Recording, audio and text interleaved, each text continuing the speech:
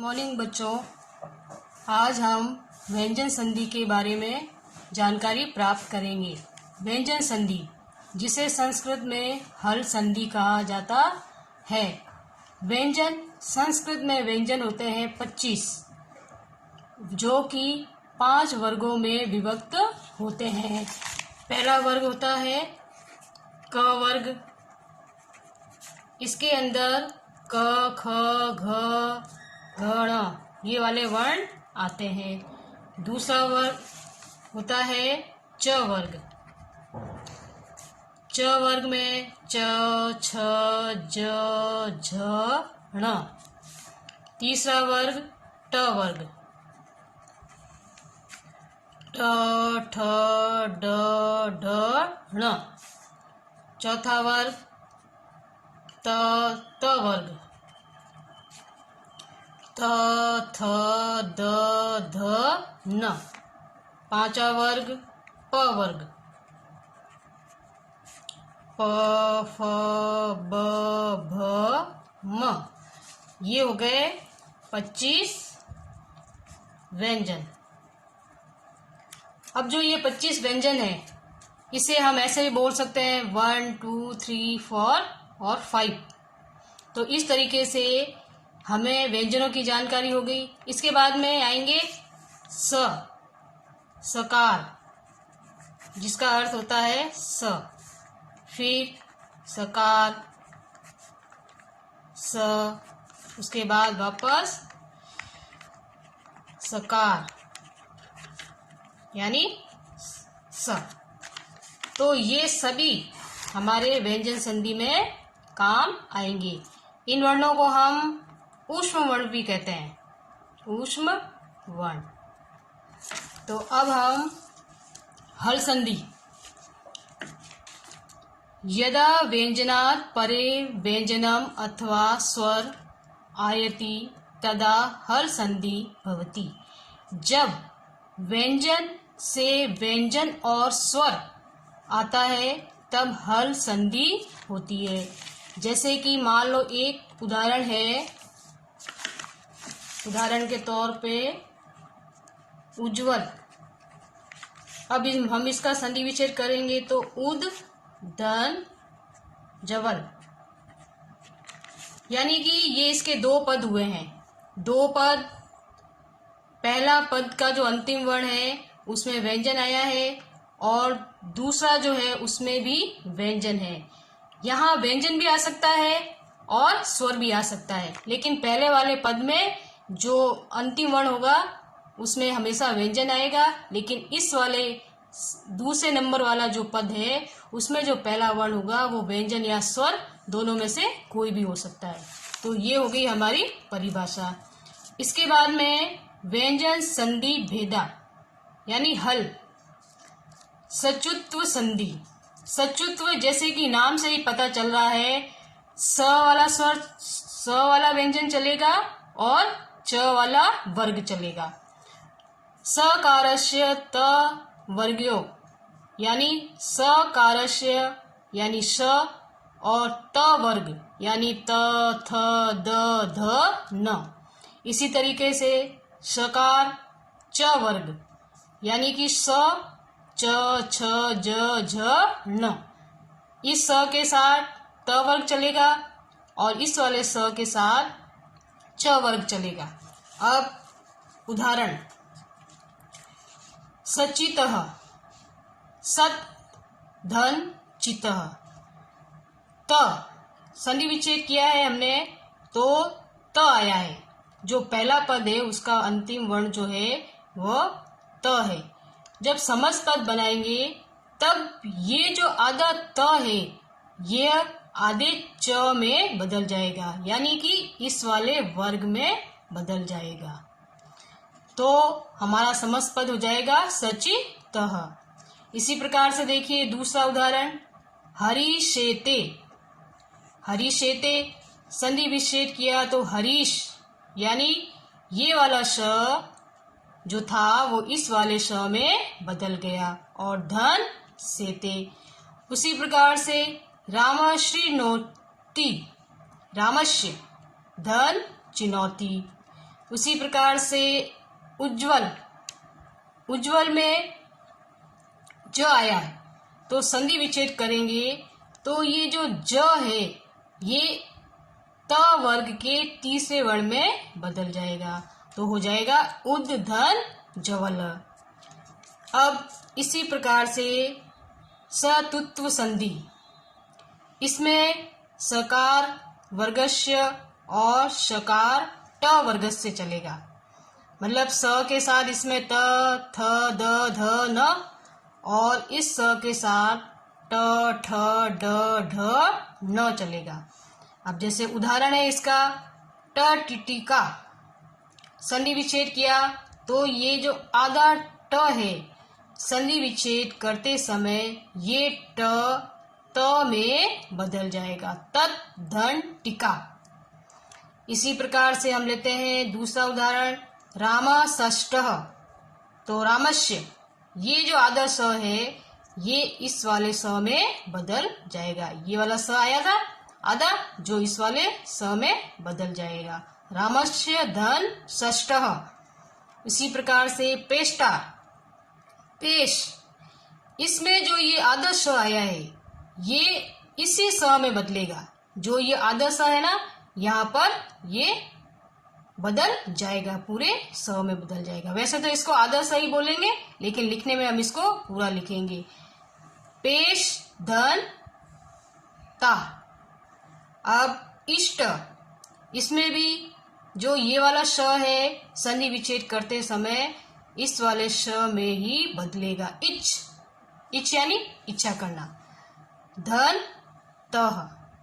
तो ये हमारी सचुत्व संधि जो है वो पूरी हो गई है। इस संधि में जो आपको मेन याद रखना है वो ये वर्ग याद रखने हैं कि इस संधि में कौन से वर्ग चलेंगे जो किस वर्ग में चेंज हो जाएंगी, इन वर्गों को आपको याद में रखना है। और ये जो दूसरी संधि थी इसमें आपको इन वर्गों को याद रखना है। सकार ट वर्ग, ये तो दोनों में सेम ही है, बस ये नीचे वाला जो वर्ग है वो चेंज हुआ है, इसका आपको ध्यान में रखना है तो आप इसको आराम से कर पाओगे। इसी तरीके से जसत्व संधि, जसत्व पदा अंते यानी पद के अंत में झल, झल का मतलब होता है वर्गस्य पहला दूसरा तीसरा चौथा, यानी वर्ग का जो पहला दूसरा तीसरा और चौथा वर्ण होता है उसके साथ में स स स ह वर्ण चलेंगे।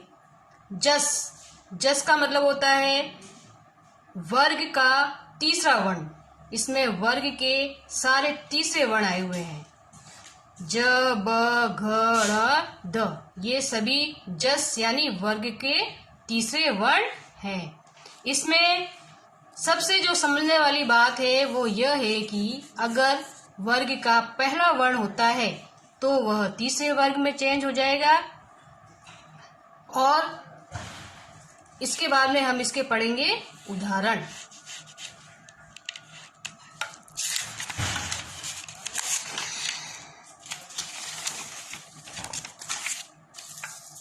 अब देखो बच्चों, उदाहरण में हम सबसे पहले लेते हैं वाक धन ईश। अब इसका हम समस्त पद लिखेंगे वागीश। तो इसका जो संधि विच्छेद किया हुआ है वाक, यानी जो ये पहला पद है इसका जो अंतिम वर्ण है वह क है, यानी वर्ग का पहला वर्ण। ये जो पहला वर्ण है समस्त पद लिखते समय ये तीसरे वर्ग में बदल जाएगा, तो इसका समस्त पद क्या हो जाएगा, वागीश। और जब अगर एग्जाम में हमारे समस्त पद दिया हुआ है जैसे वागीश दिया हुआ है तो आपको इसका संधि विच्छेद करना पड़ेगा, तो ये घ पहले वर्ण में बदल जाएगा, वाक धन ईश। तो वर्ग का पहला वर्ण तीसरे वर्ण में बदलेगा और जब संधि विच्छेद करेंगे तो तीसरा वर्ण पहले वर्ण में बदल जाएगा। इसमें इस बात का आपको ध्यान रखना है। इसी प्रकार से देखिए आप ये दूसरा वाला उदाहरण, जगत धन ईश, जगदीश। तो जगत त ये वर्ग का पहला वर्ण था जो समस्त पद लिखते समय ये द में बदल गया और ये ई की मात्रा आ गई तो उससे क्या बन गया, जगदीश।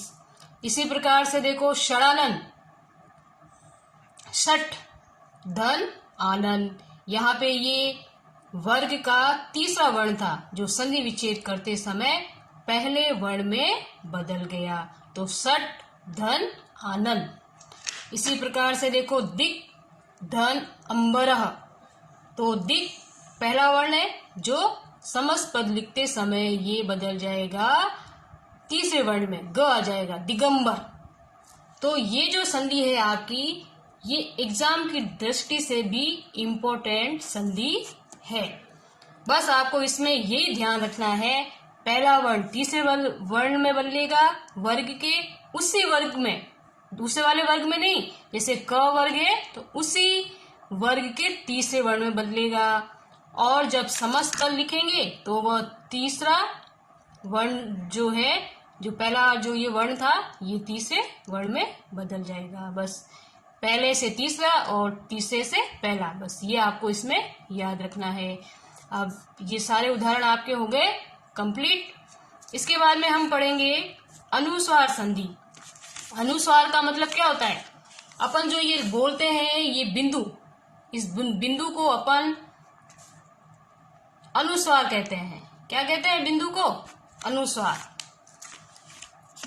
पदांत से माकारस्य स्थाने अनुस्वार आदेशो भवति हलि व्यंजने परे। मतलब कहने का है पद के अंत में माकारस्य, माकारस्य का मतलब क्या होता है, म, मकार का मतलब होता है म। अब यहाँ पे ये संधि विच्छेद किया हुआ है हरिम धन वंदे, तो हरिम ये म आ गया, ये मकार आ गया। ये जो मकार है ये किस में बदल जाएगा, समस्त पद लिखेंगे ये अनुस्वार में बदल जाएगा। तो ये हरिम से हरिम पढ़ने में तो वही आएगा, लेकिन ये जो म है ये अनुस्वार में बदल जाएगा। इसी प्रकार से इसका दूसरा उदाहरण ग्रहम धन गच्छति, तो मकार है जो कि अनुस्वार में बदल गया समस्त पद में, ग्रहम गच्छति। एग्जाम में आपके दोनों तरीके से पूछा जा सकता है। एग्जाम में आपके ये समस्त पद भी आ सकता है, जैसे ग्रहम गच्छति आ गया आपके, पढ़ने में इसको ग्रहम ही पढ़ेंगे, एग्जाम में आपके ऐसे आ गया समस्त पद, तो आपको उसका संधि विच्छेद करोगे तो ग्रहम यानी कि ये अनुसार मकार में बदल जाएगा, तो ग्रहम धन गच्छति। और एग्जाम में आपसे संधि विच्छेद करके, जैसे ये संधि विच्छेद किया हुआ है, दुखम धन प्राप्नोति, इस तरीके से आएगा एग्जाम में। मान लो दुखम धन प्राप्नोति, तो आपको इसका समस्त पद लिखना पड़ेगा दुखम, यानी कि ये मकार बदल जाएगा अनुस्वार में, तो दुखम प्राप्नोति हो जाएगा। तो ये हो गई आपकी अनुस्वार संधि। इसमें आपको केवल दो ही बातों का ध्यान में रखना है कि पद के अंत में मकार आएगा, संधि विच्छेद अगर किया हुआ है, मकार है यानी म आया है, तो ये समस्त पद में अनुस्वार में बदल जाएगा। और यदि ये समस्त पद आया है तो संधि विच्छेद करते समय ये अनुस्वार म में बदल जाएगा। अब हम इसके बाद में पढ़ेंगे परस्वर्ण संधि। इसमें देखो वर्ग का तीसरा वर्ण अनुनासिक वर्ण में बदल जाता है। इसमें आपको जो नियम है उसमें पहला नियम में वर्ग का तीसरा वर्ण होता है तो वह अनुनासिक वर्ण में बदल जाता है। अनुनासिक वर्ण कौन सा होता है, ये जो वर्ग के जो पांचवें वर्ण होते हैं ना, पांचवा वर्ण होता है ये अनुनासिक वर्ण है। अण अण न और म, ये सारे क्या है, अनुनासिक वर्ण, ये पांचों अनुनासिक वर्ण है, इसमें बदल जाएगा। तीसरा वर्ण। आप देखो जैसे कि उदाहरण है आपके, संधि विच्छेद किया हुआ है वाग धन मूलम। तो जब समस्त पद लिखेंगे तो ये तीसरा वर्ण जो घ है ये अण अनुनासिक वर्ण में बदल जाएगा, वाग्ण मूलम हो जाएगा। इसी प्रकार से यदि समस्त पद आता है आपके एग्जाम में, मान लो ये आपका समस्त पद है जो एग्जाम में आ गया, तो अब आपका इसका संधि विच्छेद करना है, तो आप क्या करोगे, जो ये अनुनासिक वर्ण आया है ये उसी वर्ग के तीसरा वर्ण जो होगा घ में बदल जाएगा। बस आपको इतना सा ध्यान रखना है, जैसे घ अण में बदल जाएगा और ये अण घ में बदल जाएगा। बस आपको ये एक लाइन याद रखनी है। एक लाइन याद करने से आपको ये पूरा पहला नियम याद हो जाएगा और इसके उदाहरण भी आपको समझ आ जाएंगे। इसी प्रकार से जैसे इसमें लिखा है षड धन मयूखा, तो जब समस्त पद हमने लिखा है तो ये जो अण है ड है ड षड अण ये बदल जाएगा अण में, वही अनुनासिक में बदल जाएगा, अण ड अण में बदल जाएगा। ये ड है जो कि अण में बदल गया। इसी प्रकार से इसमें देखो एतद धन मुरारी, तो यहाँ पे वर्ग का तीसरा वर्ण है जो अनुनासिक वर्ण न में बदल जाएगा। एतद न मुरारी, द न में बदल गया। ये तो वर्ग के आ गए तीसरे वर्ण और ये वर्ग के पांचवें वर्ण है जो कि अनुनासिक वर्ण कहलाते हैं। इसी प्रकार से अब इसका दूसरा नियम है, यदि संधि विच्छेद में अनुस्वार आता है तो पंचम वर्ण अर्थात अनुनासिक वर्ण में बदल जाता है। अब जैसे इसमें संधि विच्छेद किया है अंगः धन कितः, तो ये अनुसार जो आया है वह अनुनासिक वर्ण में बदल जाएगा, तो अड़ंकितः हो जाएगा।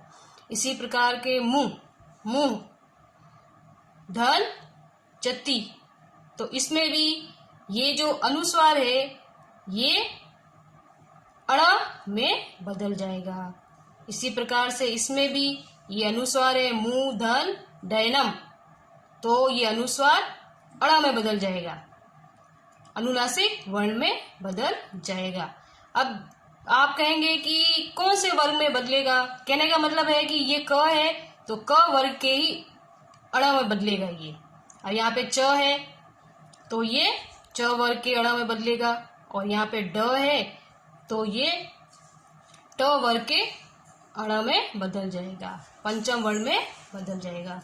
और इसमें यदि एग्जाम में आपके संधि विच्छेद किया हुआ आता है तो आपको समस्त पद लिखना पड़ेगा ऐसे, और यदि समस्त पद आता है तो आपको संधि विच्छेद करना पड़ेगा।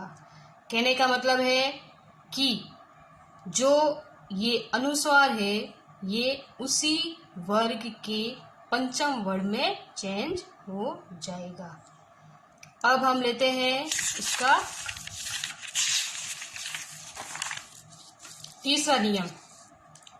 तीसरा नियम त वर्गस्य स्थाने लकारे परे परस वर्णो लकार देशो भवन्ति। मतलब इसमें त वर्ग काम में आएगा। त वर्ग के जितने वर्ण हैं अगर वो संधि विच्छेद करने पर आते हैं तो वे ल में बदल जाएंगे। लकारे का मतलब ल।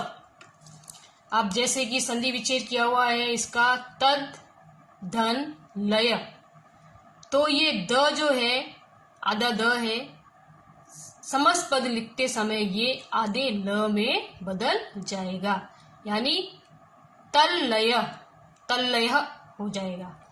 इसी प्रकार से एग्जाम में यदि आपके समस्त पद आता है तो आपको संधि विच्छेद करोगे तो ये आधा ल द में बदल जाएगा।